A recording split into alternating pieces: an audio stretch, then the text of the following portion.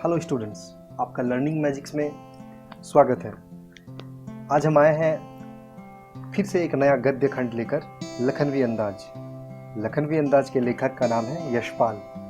तो आइए हम शुरू करते हैं यशपाल की जीवनी से। यशपाल जी का जन्म 1903 में पंजाब के फिरोजपुर छावनी में हुआ। प्रारंभिक शिक्षा कांगड़ा में ग्रहण करने के बाद लाहौर के नेशनल कॉलेज से उन्होंने बीए किया। वहाँ उनका परिचय भगत सिंह, सुखदेव से हुआ। स्वाधीनता संग्राम की क्रांतिकारी धारा से जुड़ाव के कारण वे जेल भी गए। उनकी मृत्यु सन 1976 में हुई। यशपाल की रचनाओं में आम आदमी के सरोकारों की उपस्थिति है। आम आदमी के सरोकारों की उपस्थिति है मतलब वो आम आदमी के दृष्टिकोण को रखते हैं अपनी रचनाओं में। वे यथार्थवादी शैली के विशिष्ट रचनाकार हैं, यानी रियलिटी को सही तरीके से उकेर कर रख देते हैं अपनी रचनाओं के जरिए। वे लिखते हैं सामाजिक विषमता, राजनीतिक पाखंड और रूढ़ियों के खिलाफ। उनकी कहानी संग्रह में से है ज्ञानदान, तर्क का तूफान, पिंजरे की उड़ान, वादुलिया, फूलों का कुर्ता। और उनका झूठा सच उपन्यास भारत विभाजन की त्रासदी का मार्मिक दस्तावेज है। यानी जब भारत पाकिस्तान, इंडिया पाकिस्तान जब अलग अलग हुए थे, उसी के परिप्रेक्ष्य में ये कहानी, ये उपन्यास लिखा गया था। अमिता, दिव्या, पार्टी कॉमरेड, दादा कॉमरेड, मेरी तेरी उसकी बात, ये उनके प्रमुख उपन्यास हैं। भाषा की स्वाभाविकता और सजीवता उनकी रचनागत विशेषता है। यूँ तो यशपाल ने लखनवी अंदाज व्यंग यह साबित करने के लिए लिखा था कि बिना कथ्य के कहानी नहीं लिखी जा सकती। बिना कथ्य की कहानी नहीं लिखी जा सकती, परंतु एक स्वतंत्र रचना के रूप में इस रचना को पढ़ा ही जा सकता है। यशपाल उस पतनशील सामंती वर्ग पर कटाक्ष करते हैं जो वास्तविकता से बेखबर एक बनावटी जीवन शैली का आदी है। इस व्यंग्य के जरिए वो उन पतनशील उस सामंतवादी वर्ग के लोगों के खिलाफ कटाक्ष करते हैं जो क्या करते हैं कि वास्तविकता से बेखबर एक बनावटी जीवन शैली का आदी है। कहना ना होगा कि आज के समय में भी ऐसी परजीवी संस्कृति को देखा जा सकता है, ठीक है, जो दिखावों में यकीन रखते हैं। देखिए, ये कहानी जब लिखा गया तब तो बहुत दिन पहले लिखा गया है, ठीक है, और आज देखिए इसका यथार्थ जो है, इसकी वास्तविकता आज भी बनी हुई है, ठीक है। तो चलिए कहानी के मूल पाठ को शुरू करते हैं, लखनवी अंदाज। तो देखिए, मुफस्सिल की पैसेंजर ट्रेन चल पड़ने की उतावली में फुंकार रही थी, है ना। इस इलाके का जो पैसेंजर ट्रेन था, जहाँ से जा रहे थे लेकर, चल पड़ने को फुकार रही थी। आराम से सेकंड क्लास में जाने के लिए दाम अधिक लगते हैं। रेल में सफ़र करने के लिए दूर तो जाना नहीं था। भीड़ से बचकर एकांत में नई कहानी के संबंध में सोच सकने और खिड़की से प्राकृतिक दृश्य देख सकने के लिए टिकट सेकंड क्लास का ही ले लिया, है ना। कि नहीं, चलिए अगर खिड़की किनारे बैठेंगे तो कुछ अच्छी सोच आएगी और नज़ारों को देख देख कर जाएंगे। ऐसे में भी आपको भी अच्छा लगता होगा ट्रेन के किनारे बैठने में, ठीक है। गाड़ी छूट रही थी।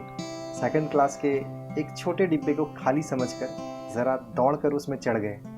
अनुमान के प्रतिकूल डिब्बा निर्जन नहीं था।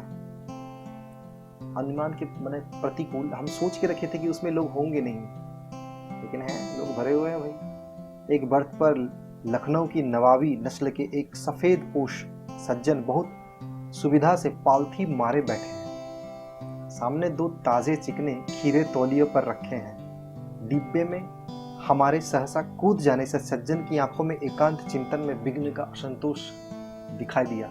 जैसे वो काफ़ी मज़े से थे, अचानक मेरे आ जाने से उनको काफ़ी प्रॉब्लम होने लगा। सोचा हो सकता है ये भी कोई मतलब कहानी के लिए सूझ की चिंता में हो, मतलब हो सकता है कि जैसे मैं अपनी कहानी सोचने के लिए एकांत खोज रहा हूँ, ये भी हो सकता है कोई कहानी सोच रहा होगा, अपनी कहानी के लिए सोच रहा होगा, या खीरे जैसी अपदार्थ वस्तु का शौक करते देखे जाने के संकोच में, या फिर ये उस समय देखिए ऐसा है कि खीरा तो साधारण लोग खाते हैं, है ना, एरा गेरन थुकेरा खाते, बड़े लोग नहीं खाते हैं, कुछ ऐसा था। तो वो अकेले में खीरा खाने को तैयार हो ही रहे थे कि लेखक आ गए। अब देखिए उनके, अब हैं तो वो नवाबी ठाटवाट के, लखनऊ के, अब अपनी इज्जत तो बचाए कैसे। तो इसी पर पूरी कहानी हो जाती है। नवाब साहब ने संगति के लिए उत्साह नहीं दिखाया, हमने भी उनके सामने की बर्थ पर बैठकर आत्मसम्मान में आंखें चुरा ली। खाली बैठे कल्पना करते रहने की पुरानी आदत है। नवाब साहब की असुविधा और संकोच के कारण का अनुमान करने लगे कि भला ये इनको असुविधा हमसे क्यों हो रहा है, इनको संकोच क्यों हो रहा है। संभव है नवाब साहब ने बिल्कुल अकेले यात्रा कर सकने के अनुमान में किफायत के विचार से सेकंड क्लास का टिकट खरीद लिया हो और अब गवारा ना हो कि शहर का कोई सफेद पोश उन्हें मंझले दर्जे में सफर करता दिखे। वो मतलब अंदाजा लगा रहे हैं लेखक कि हो सकता है जो नवाब साहब हैं वह सोचा कि थोड़ा किफायत होगा, सेकंड क्लास के टिकट खरीद के बैठकर चलते हैं। हो सकता है वो मनी मन सोच रहे हैं कि कोई और आदमी अगर उन्हें देख ले तो उनकी इज्जत की क्या रह जाएगी।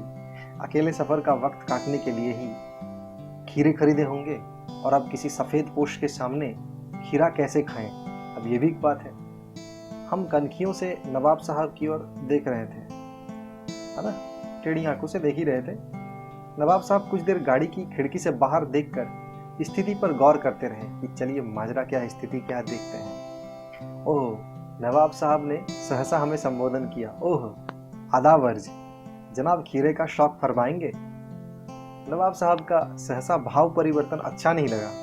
भांप लिया, आप शराफत का गुमान बनाए रखने के लिए हमें भी मामूली लोगों की हरकत में लथेड़ लेना चाहते हैं। जवाब दिया, शुक्रिया शुक्रिया, किबला शौक फरमाएं।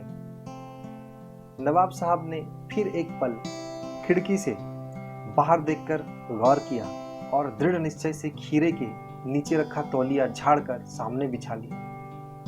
सीट के नीचे से लोटा उठाकर दोनों खीरों को खिड़की से बाहर धोया और तौलिए से पोंछ लिया।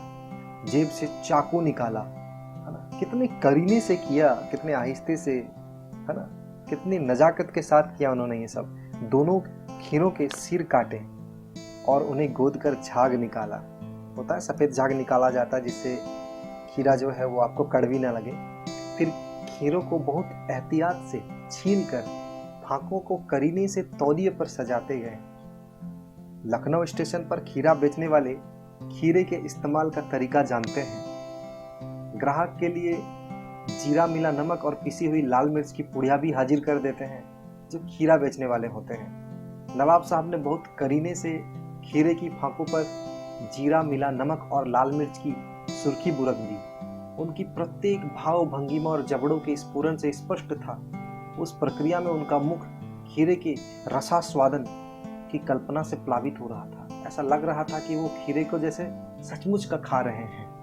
हम कनखियों से देखकर सोच रहे थे, है ना, मतलब तिरछी नज़र से देख के सोच रहे थे मियाँ रईस बनते हैं, लेकिन लोगों की नज़रों से बच सकने के ख्याल में अपनी असलियत पर उतर आए हैं। नवाब साहब ने फिर एक बार हमारी ओर देख लिया। कहते, वल्ला शौक कीजिए, लखनऊ का बालम खीरा है। वो पूछते हैं, खाइए, ये लखनऊ का बालम खीरा है, अच्छा रहेगा।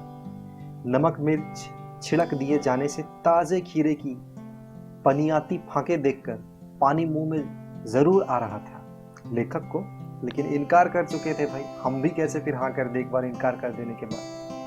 आत्मसम्मान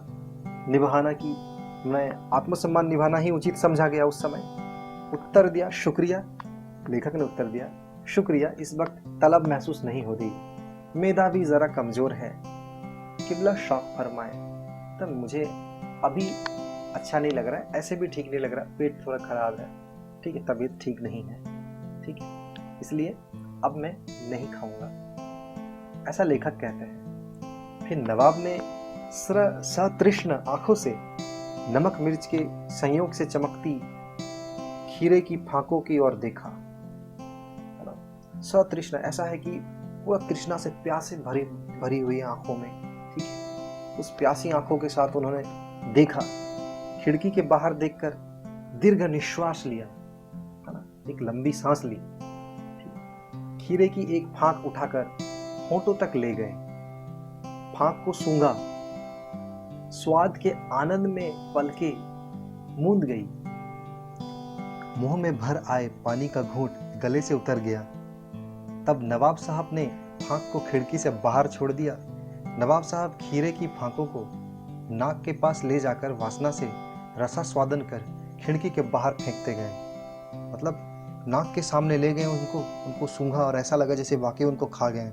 ठीक है, बस रसास्वादन हुआ, वैसे पानी से उनका मुंह भर गया और घूंट को गले से जैसे नीचे उतर गया, और जैसे ही उनको मतलब उनकी तृष्णा मिटी, उनको एक एक को फेंकते चले गए। उस प्रकार से सेम यही प्रोसेस दोहराते रहे। नवाब साहब ने खीरे की सब फांकों को खिड़की के बाहर फेंककर तौलिए से हाथ और होंठ पोंछ लिए और गर्व से गुलाबी आंखों से हमारी ओर देख लिया, मानो कह रहे हो यह है खानदानी रईसों का तरीका, देखा तुमने मैंने कैसे खीरों को फेंक दिया। नवाब साहब खीरे की तैयारी और इस्तेमाल से थक कर लेट गए, क्योंकि खीरे की तैयारी और उसके इस्तेमाल में काफ़ी वक्त लगा दिए, काफ़ी थक गए होंगे, इसलिए लेट गए। और हम तस्लीम में सिर खम कर, हमें क्या करना पड़ा कि तस्लीम में सिर खम कर लेना पड़ा।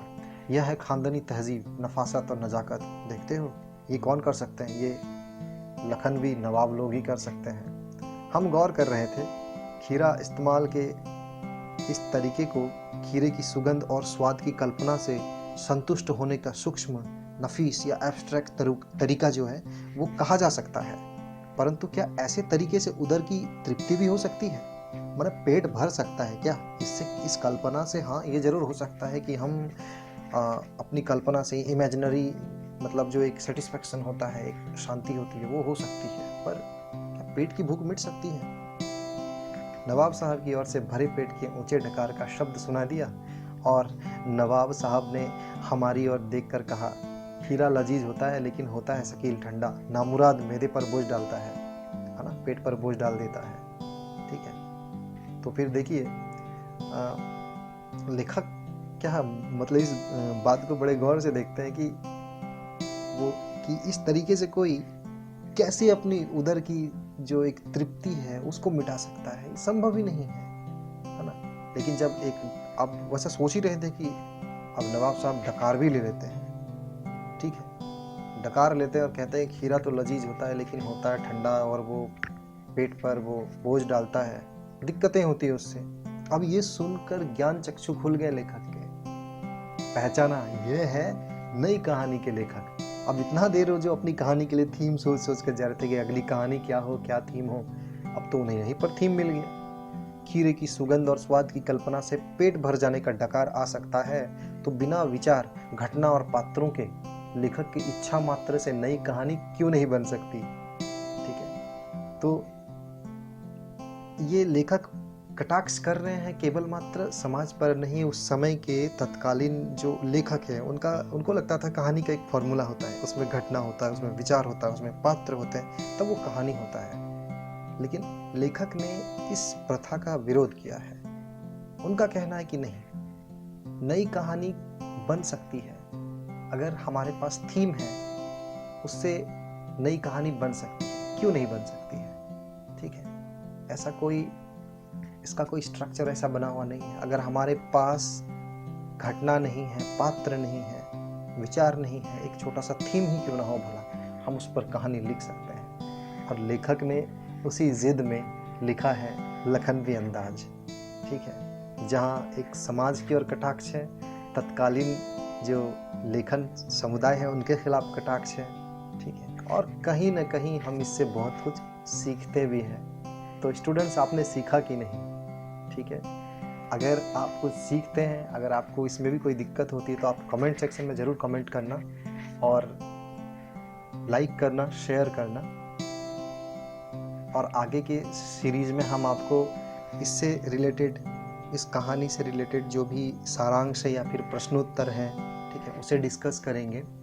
और इस प्रकार से हमारा कम्युनिकेशन जो है वो बना रहेगा। ठीक है, तब तक के लिए गुड बाय, जय हिंद।